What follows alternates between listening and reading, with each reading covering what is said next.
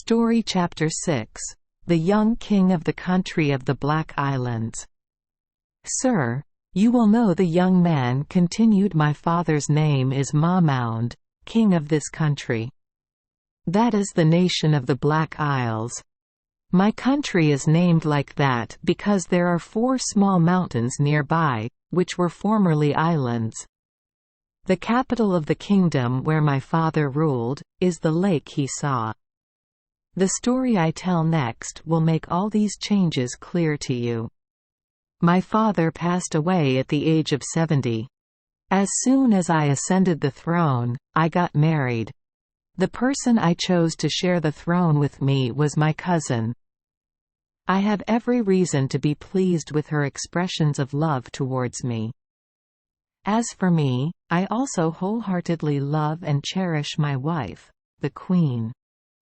This peaceful and happy love affair lasted for 5 years. Then, I realized that my cousin the Queen no longer liked me. One day, after lunch, she went to take a bath. I felt sleepy and laid myself down on a couch. My wife's 2 maids were in the room at that time, sitting one at the head and one at the feet, holding fans in their hands to chase away the hot air and also to chase away the flies that could make me lose sleep. The girls thought I was fast asleep, so they quietly chatted with each other. But I just closed my eyes and didn't sleep, so I heard the 2 girls' story clearly. One woman said to the other, "It was a mistake not to love a prince as lovely as our king." "That's right," the other woman replied. "As for me, I don't understand at all. Why does she go out of the palace every night, leaving the king alone? Do you know? Oh, how can the king see?" The first woman said every night she mixes her husband's drinking water with some medicinal herb that makes the king sleep like death. She can do whatever she wants. Go wherever you want. Come back in the morning and lie down next to your husband so he can smell some scent and wake you up. You should consider, respected sir, how surprised I was to hear your conversation. You too, and what that made me think. However, no matter how emotional I was, I had enough control to not show it on my face. I acted like I just woke up and didn't hear anything. The Queen came out of the bathroom. We had dinner together, and before going to bed, she personally brought me a full glass of water, which I often have the habit of drinking before going to bed. But instead of bringing the glass of water to my mouth, I instead went to an open window and skillfully poured the water out. She didn't know anything. Then I returned the empty cup to her hand to reassure her that I had finished it. We went to bed, and after a while, thinking I was fast asleep, she got up not at all gently and said loudly, "Go to sleep, and hope you never wake up again." She quickly got dressed and walked out of the room. Having said that, Scheherazade saw that it was dawn, so she stopped talking. Dinarzade opened her mouth to hear what she said. Shahryar found the story of the King of the Black Isles interesting, worthy of his curiosity. He stood up, eager to hear more the next night. An hour before dawn, Dinarzade woke up and did not forget to say to the Queen, "Dear sister, if you don't sleep anymore, please tell me the story of the young king of the Black Isles." Scheherazade, remembering the pause of the night before, continued as follows. "When my wife the Queen left the room," the Black Isles continued, "I also got up, quickly dressed, grabbed the sword, chased after her, and soon heard her footsteps walking a short distance ahead of me. I had to slow down and walk more gently because I was afraid she would hear me. She passed through many doors that opened by themselves because she said some magic spell. The last door opened to the garden through which she went out. I stopped here, afraid she would see me. passing through an open field. I watched through the darkness and saw her enter a small forest with the path between two densely wooded hedges. I went there by another route and hid behind a hedge along a road. The road was quite long. I saw her walking side by side with a man. I listened attentively to their conversation, and this is what I heard. "You are not worthy," the queen said to her lover. "It's too late for him to blame you. You know very well what's stopping you. But if all that I have expressed my love for you up to now is not enough for you to believe in my honesty, then I am ready to prove it with even greater deeds. Just give me orders. Go, you will know clearly what my bravery is like. If you wish, before sunrise, I will reduce this great capital and this splendid palace to nothing more than a pile of ruins, only a refuge for wolves, owls and crows. Stop. Do you want me to blow up these solid stone walls? Shoot to the other side of the Caucasian mountains, beyond the boundaries of the world? Please just say a word and all this place will change shape." As soon as the queen finished speaking, she and her lover had just reached the beginning of the street where I was hiding. They turned around to go into another street and passed by.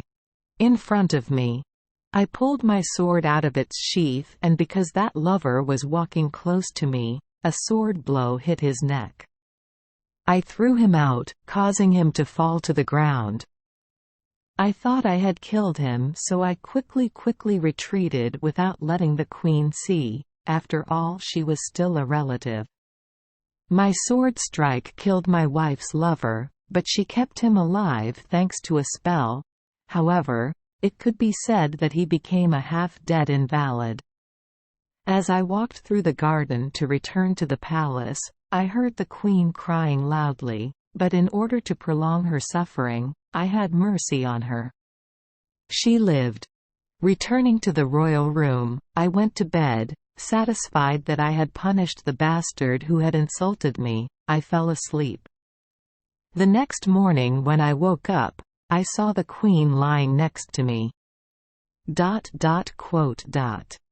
Scheherazade was forced to stop speaking at this point because she saw that the winter sesame had just opened. "Oh my God," Dinarzade said, "I feel so annoyed because you can't tell me more." "My dear," the queen replied, I should have woken her up earlier. It's my fault. I will fix it tonight. May God be my witness, Dinarzade said, because I do not believe that His Majesty does not have the same desire as I do to know the end of this story, and I hope that he will be generous enough to let you live until tomorrow. Oh, Dinarzade, as she had promised herself, called the queen up very early. "My dear sister," she said, "if you are awake, I would like you to tell me the beautiful story about the King of the Black Isles. Go. I am anxious to know why he was turned half into black stone." "You will know soon," Scheherazade replied with the king's approval.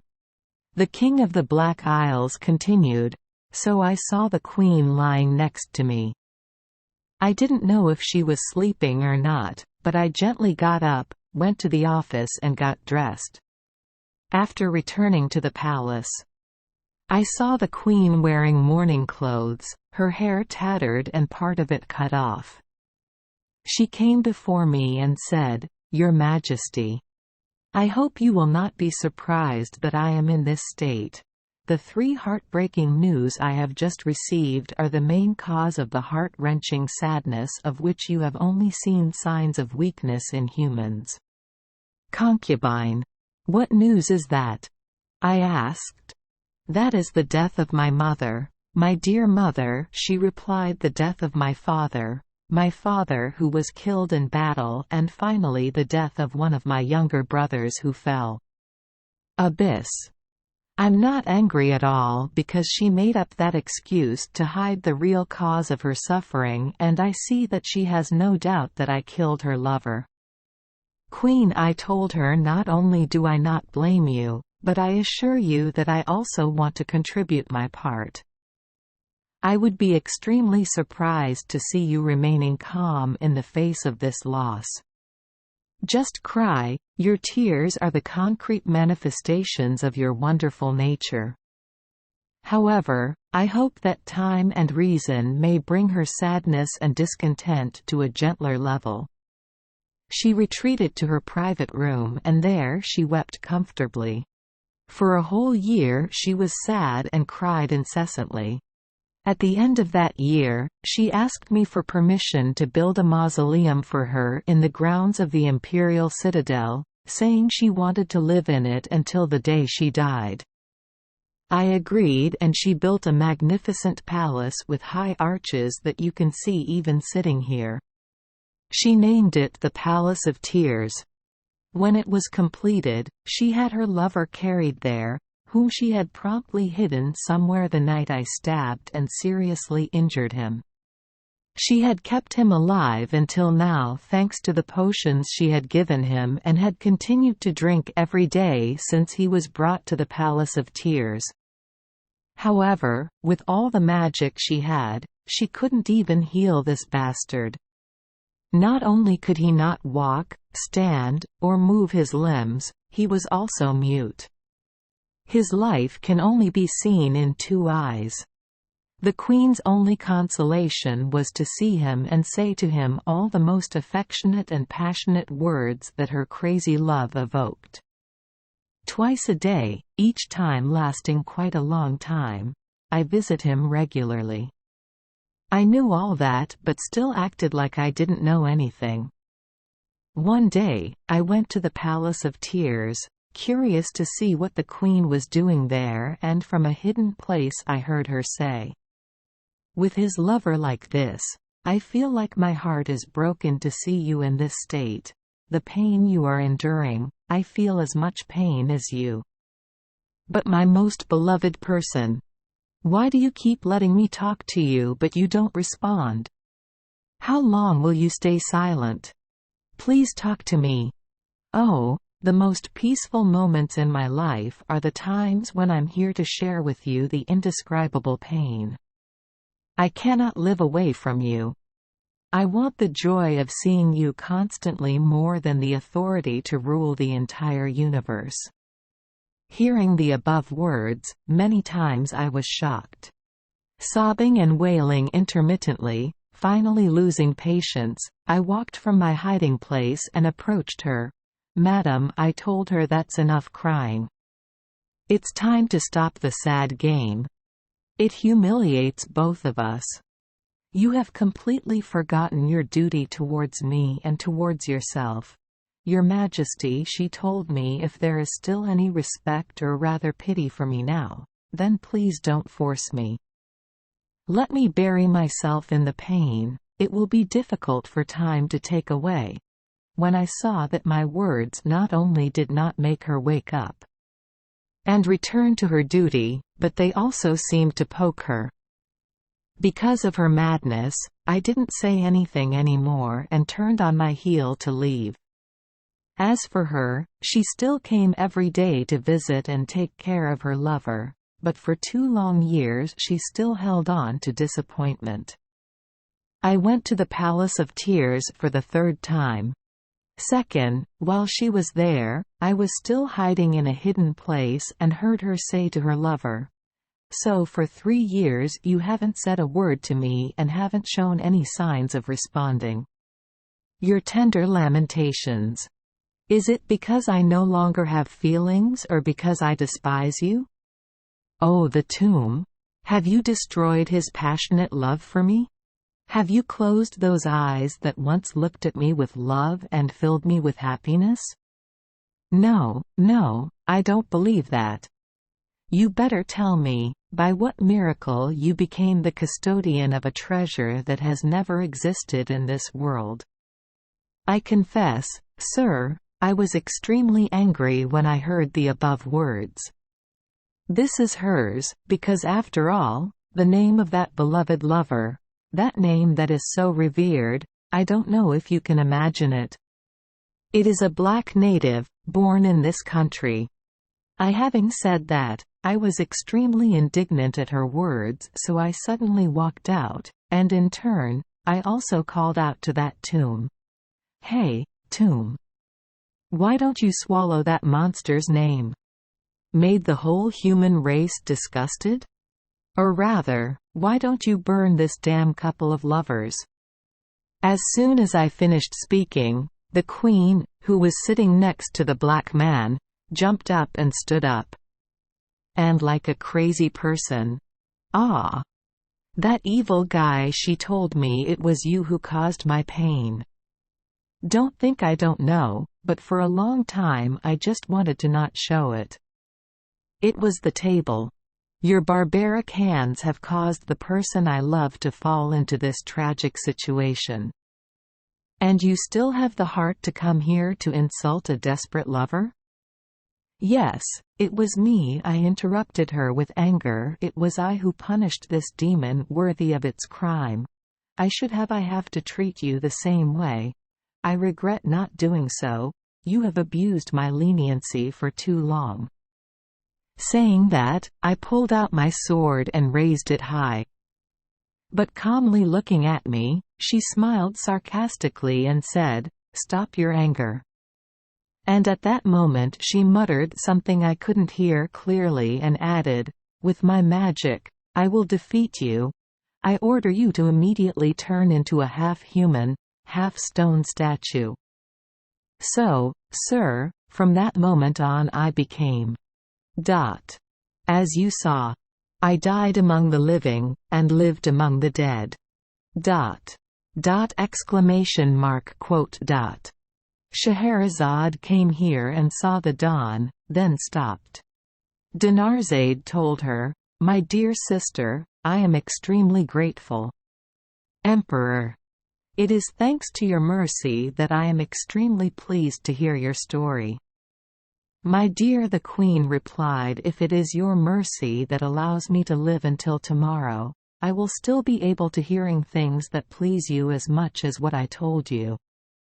When Shahryar had not decided to change his mind about Scheherazade for a whole month, he had not yet ordered the Queen to be executed that day. At the end of the night, Dinarzade called out to her, "Sister, if you are no longer sleeping, please tell the king and me the rest of the story of the King of the Black Isles." Scheherazade woke up, pampered her sister, and began to continue. The half-human, half-stone king continued to tell his story to the emperor. Then he said this evil witch, no longer worthy to bear the name of queen, used magic to transfer me to this room. She devastated my capital, which was very prosperous and densely populated, destroying houses, construction sites and markets, turning them into lakes and the desolate fields that you saw. The four-colored fish in the lake are originally four types of people with different religions. White fish are Muslims. Red fish are Persian people, worshipping the god of fire. Blue fish are Christians and yellow fish are Jews. The four hills are the four islands that this kingdom takes its name from. The witch told me all of this in a fit of rage. She did not stop at destroying my country, turning me into half-human, half-stone, but also came every day to slap my bare shoulders. 100 beef tendon whips. Every time that happens, my blood flows freely.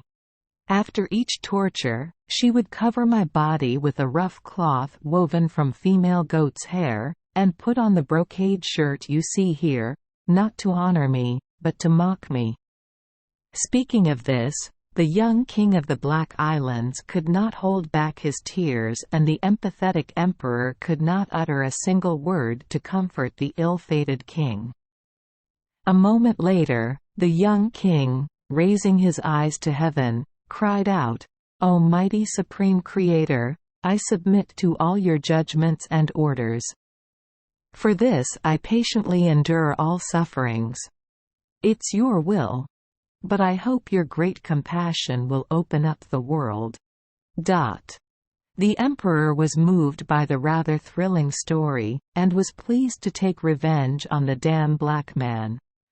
Of the young king, said to him, "Please tell me where that cunning witch is hiding at this time, and where that dirty black man, her lover, was shrouded before his death." Sir, the king replied, "Her black lover, as I told you, is currently living in the Palace of Tears, in the dome-shaped tomb, and this palace has a road leading to the castle towards the south. Palace Gate. As for the witch, I cannot tell you exactly where she is hiding, but every day, at sunrise, she visits her lover after the bloody crime in which I was the victim. I have told you this, and you must see clearly how I could defend myself against that barbaric cruelty." She brought him liquid to drink, the only food to sustain this man's life so far. Since he was mortally wounded, she has constantly complained and blamed him for his silence. "Dear King Bald Emperor, your lamentable situation, no complaint is enough. No one can have as deep sympathy for your suffering as I do at this time. Never before had such a strange thing happened to anyone. And those who know and record his story will have the advantage of having narrated an incident that surpasses all the strange incidents hitherto written. There is only one thing missing, the joy of revenge, which you absolutely must enjoy and which I will not forget to provide for you." Indeed, the emperor, while conferring with this monarch, after having told him who he was and what purpose he came to this castle, planned a plan to avenge this king and discussed it with him. They agreed on measures. Proceed to good effect, and the next day will start taking action. The night was very late, the emperor needed to find a place to rest for a while. And the king, as always, sat with his eyes closed. He had not been able to sleep since the day he was bewitched, with some hope that he might soon be freed from all his hardships. The next day, he woke up from the morning. It was early morning, and to begin the action, the emperor took off his outer clothes, put them in a secret place, and went to the Palace of Tears. He saw the palace shining under countless white candles, and a fragrant scent emanating from many beautiful pure gold crowns, placed in rows in a very aesthetic way. First he saw the bed the black man was lying on. He drew his sword and, without any difficulty, reincarnated the bastard, dragged his body out into the yard and threw it into the well. After doing that, he lay on the black man's bed, placed the sword next to him, covered it with a soft blanket, and lay waiting to complete the planned plan. The witch came. The first thing she did was go into the room, and there was the King of the Black Isles, her husband. She took off his shirt and began to slap his bare shoulders with 100 lashes in a brutal way that had never been seen before. The whole palace echoed with the screams of the miserable monarch, but that did not make the evil witch soften. "You have no pity for my lover," she told her husband, "then you should not expect pity from me."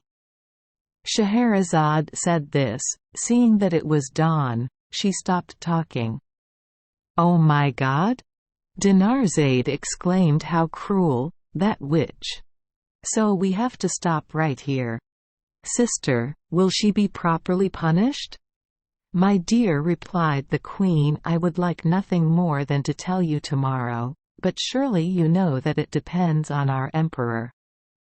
After what Shahryar had just heard, the king had no intention of executing Queen Scheherazade. On the contrary, he said to himself, "I don't want to kill her at all while this thrilling story has not yet been told. And even if a good story like that has to last another 2 months.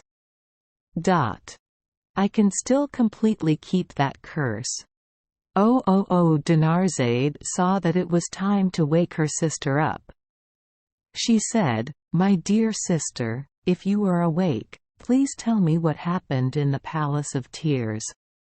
Shahryar also showed that he wanted to be satisfied. Filled with curiosity like Dinarzade, the queen continued to tell about the fate of the young king who was under a spell. "Your Majesty, after the witch had lashed 100 lashes at the king and her husband, she returned. She covered him with a rough goat's hair cloth and covered it with a luxurious brocade shirt. Then she went to the Palace of Tears, wailing and wailing as she entered.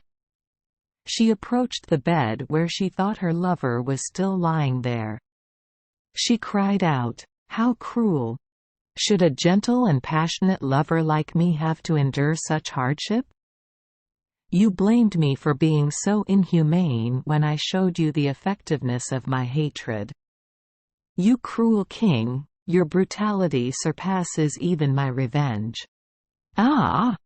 The traitor who plotted to ruin the life of the person I worshipped, was he plotting to ruin my own life? Alas!'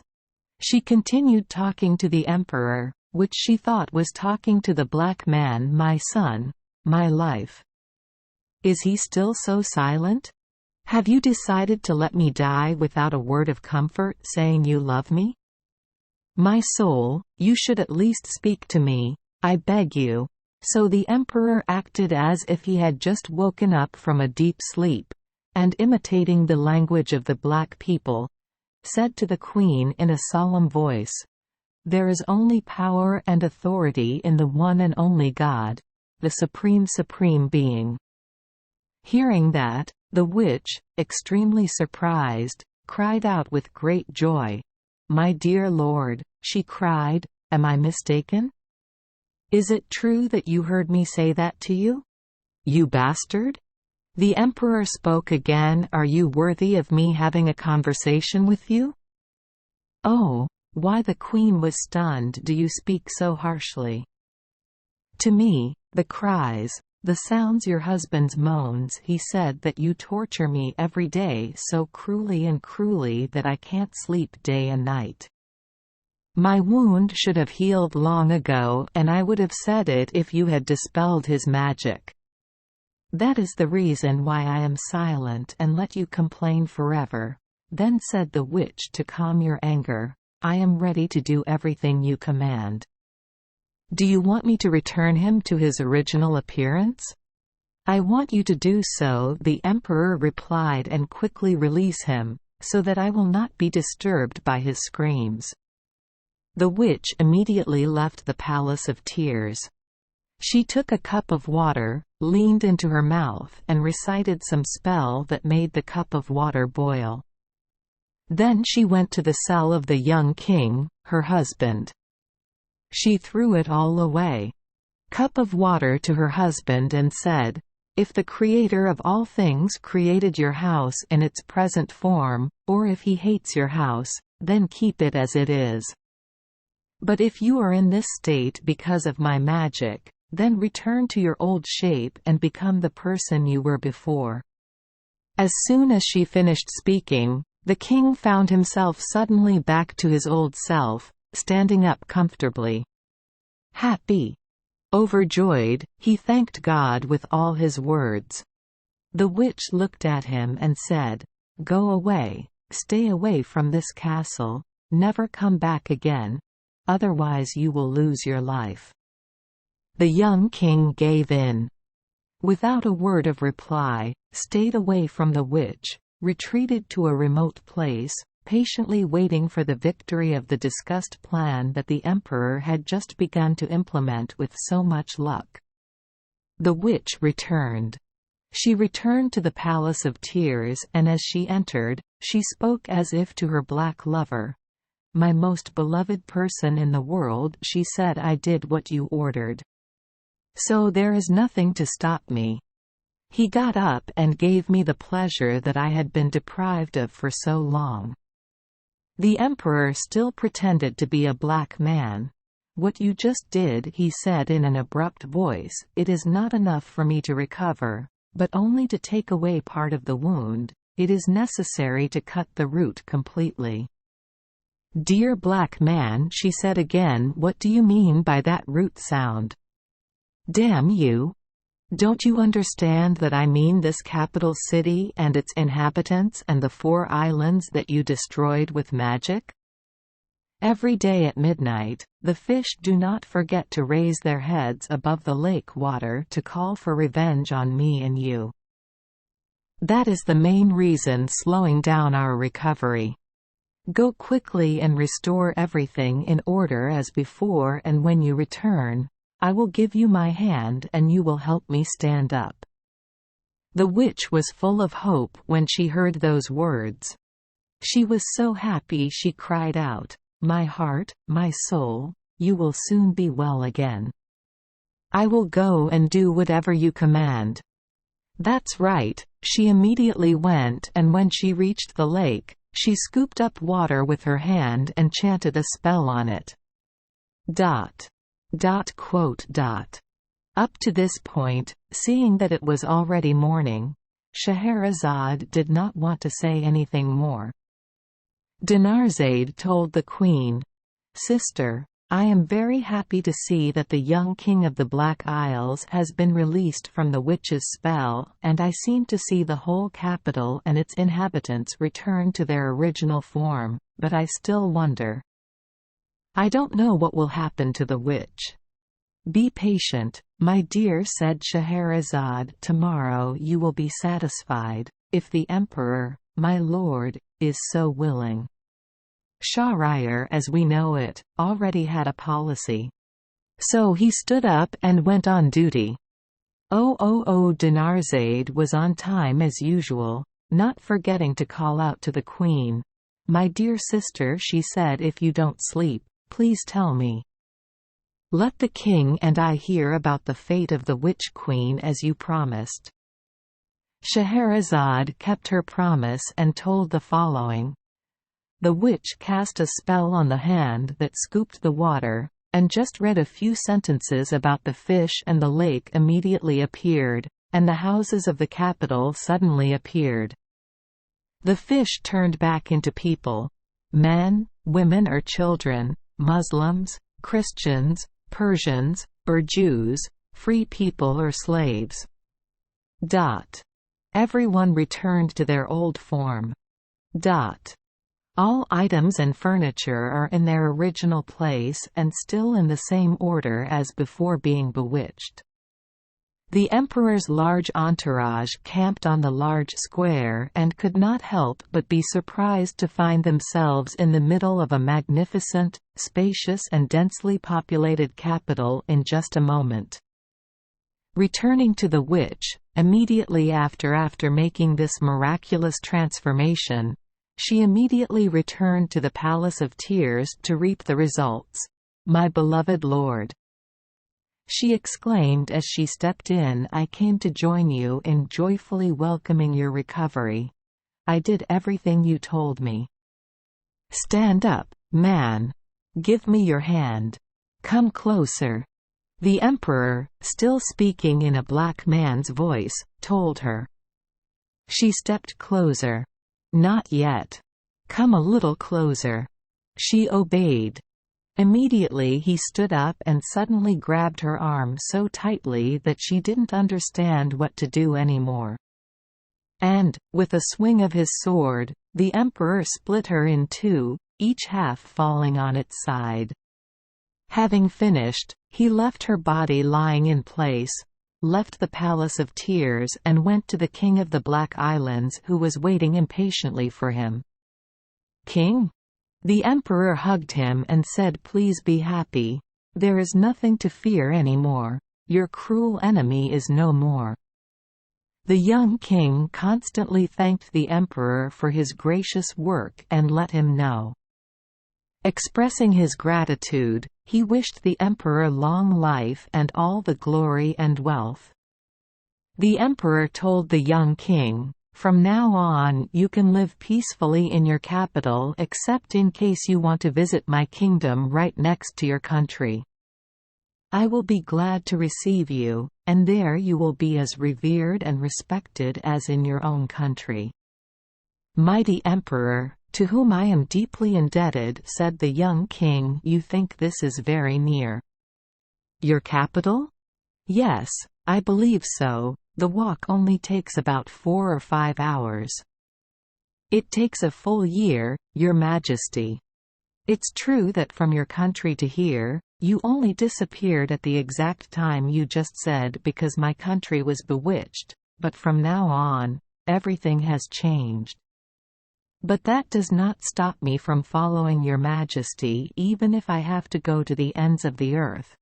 Your Majesty is the one who has liberated me, and to show my lifelong gratitude, I am determined to follow you and leave my country to you."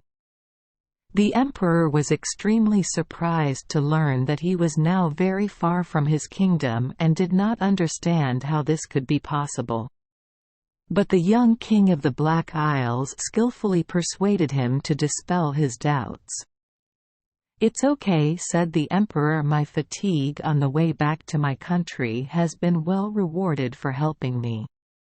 He recovered from his tribulation and was able to have a son like him.